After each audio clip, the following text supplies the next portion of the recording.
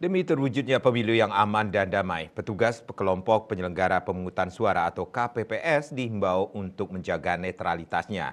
Tidak boleh ada intervensi yang dilakukan oleh petugas KPPS kepada pemilih. Tepat pada tanggal 14 Februari 2024 besok, masyarakat Indonesia akan memilih calon pemimpin untuk 5 tahun yang akan datang. Untuk itu, demi terwujudnya pemilu langsung umum, bebas, rahasia, jujur, dan adil, luber jurdil, seluruh penyelenggara pemilu harus menjaga netralitasnya, termasuk juga para petugas kelompok penyelenggara pemungutan suara atau KPPS harus menjaga netralitasnya selama pemilu berlangsung.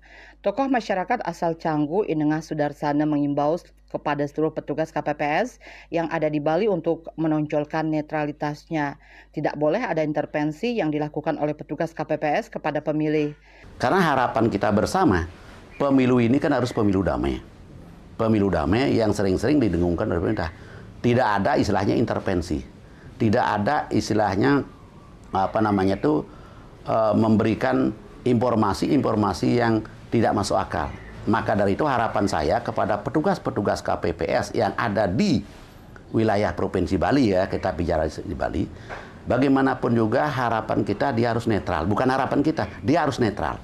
Penampilannya harus netral. Tidak boleh memberikan intervensi atau tidak boleh memberikan cara-cara untuk siapa yang harus dicoblos. Demikian. Pihaknya juga berpesan agar tidak terjadi kericuhan ataupun keributan selama pemungutan suara berlangsung. Terlebih dengan adanya saksi-saksi yang hadir di sejumlah TPS, harus tetap menjunjung tinggi rasa persaudaraan. Jangan sampai Bali yang notabene sebagai daerah tujuan wisata dunia justru berdampak pada citra buruk terhadap pariwisata Pulau Dewata. Andika, Bali TV.